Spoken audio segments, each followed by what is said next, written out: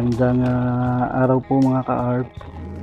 Sa ngayon po nandito tayo sa may Thompson Street dito sa poblasyon sa bayan ng Maasin. At magmumototrip po tayo papunta doon sa may Tigum River, doon sa may Barangay Naslo. Bali pagitan na ito ng Barangay Naslo at Barangay Caigon. Nandito na po tayo ngayon sa may Del Pilar Street. At back to topic. Pupunta po tayo dun sa may Tigum River. At sisilipin po natin kung ano na ang level ng tubig doon. Dahil nga sunod-sunod na ulan na halos bibihira lang lumabas si haring araw At kung lalabas man, panandalian lang dahil sunod-sunod ang ulan. Gawa nga ni Bagyong Christine na nananalasa na rin dun ngayon sa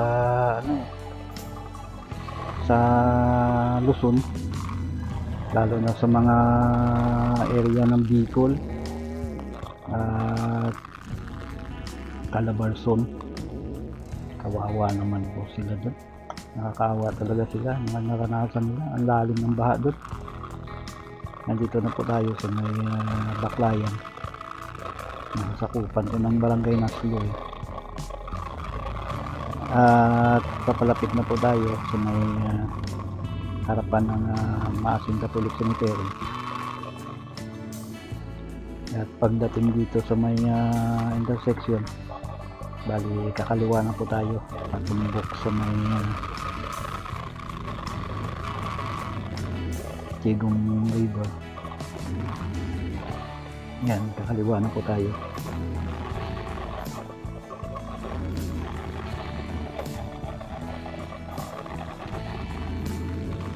Itong area na to, madalas po ako dumaan dito, lalo na noong lagi ako pumupunta sa bayan ng Kalinog.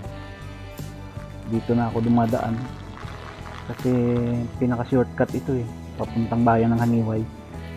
Mas malapit kasi rito kaysa magbiya Kabatuan ka pa. Kung sa bagay sa parting Kabatuan kasi ang ganda ng daan doon, highway. Dito provincial road lang ito, pero mas malapit siya. Yun nga lang, may mga portion dito na medyo may sira ng kalsada, lalo na doon sa may pagdating mo ng Barangay Bulay sa Maasin, pababa dun sa may Barangay Bungol, may mga portion dun na rough road talaga, pero kaya naman ang motor natin, kaya naman ng YTE. Nandito na po tayo ngayon, papalapit na tayo sa may Tigum Bridge, sa may Tigum River, dito sa Steel Bridge.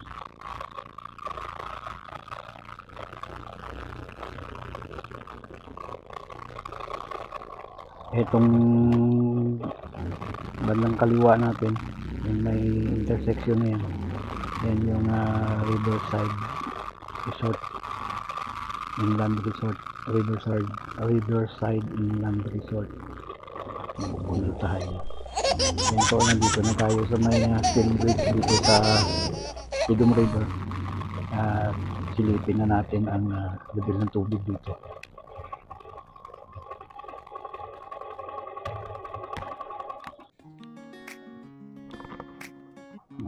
Ito na po, ito na siya ang ilog. Hindi naman talaga lumaki ang tubig, kahit na umuulan din sa may kabundukan, pero medyo mababaw lang silang konti. Yun nga lang, kulay kape na may creamer ang kulay. Ayan, dito tayo sa kabila. Itong area na to, nakaharap tayo nito sa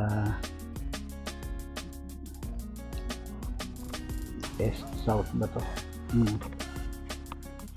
South east. Andito na po tayo sa may kabilang pampanga ng ilog. Southeast itong tumbok ng camera natin. Southeast.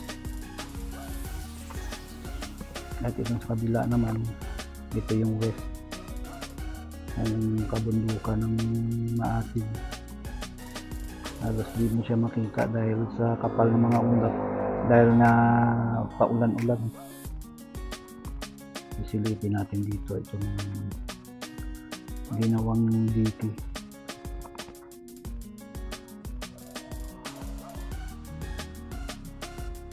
Itong diki na to kaya nilagayan dyan dahil nga lumaki ng lumaki ang kuha ng ilog noon.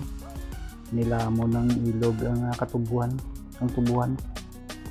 So, sobrang lakas ng kuha ng bagyong Frank noon. Ang lalim ng baha dito noon eh. Kaya itong sa may right side natin,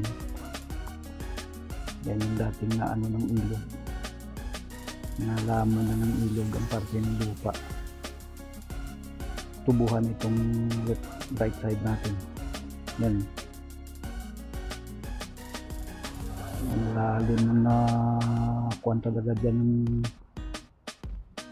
agos ng tubig. Lumalim ng lumalim ang lupa.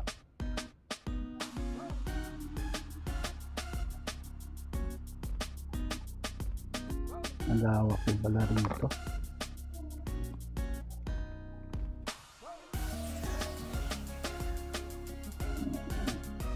Sa ngayon po, pasensya na po muna tayo, na voice over lang muna tayo ngayon kasi nga itong action cam natin nasa loob ito ng waterproof case nya dahil nga panay ang ulan, baka mabasa ang camera natin, kaya naka waterproof case siya at hindi mo naman pwedeng saksakan ng microphone pagka naka waterproof case dahil nga silyado siya. Medyo mahaba-haba din tong DK na nilagay rito eh. Pero mas mababa lang siya, hindi kagaya doon sa may last time na vlog natin doon sa kabilang Pampang. Malapit doon sa may boundary na ng THT&P tsaka Naslo. Mas mataas ang DK na inilagay doon. Yan, andito na po tayo sa may dulo ng diki. Ayan yung doon banda, taas ng diki doon.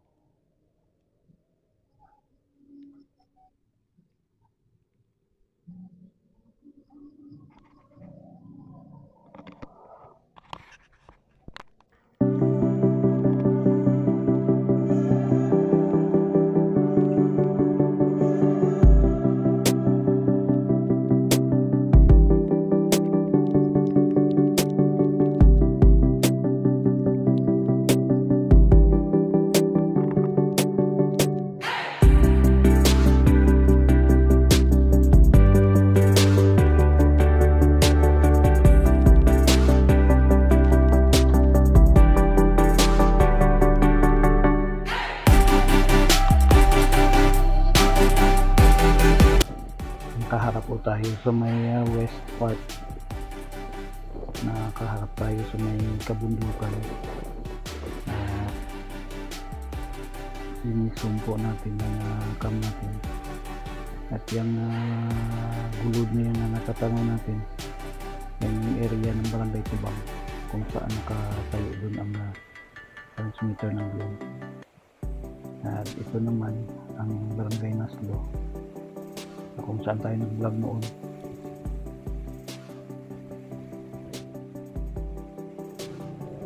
Itong area na to, nandun yung ang sumisikat sa Facebook na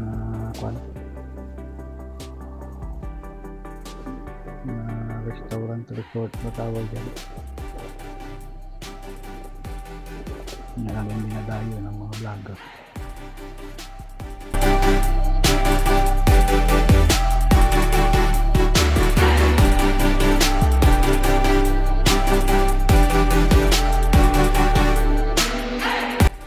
Nakikita mo talaga sa camera sana patak-patak ng ulan, paambon-ambon.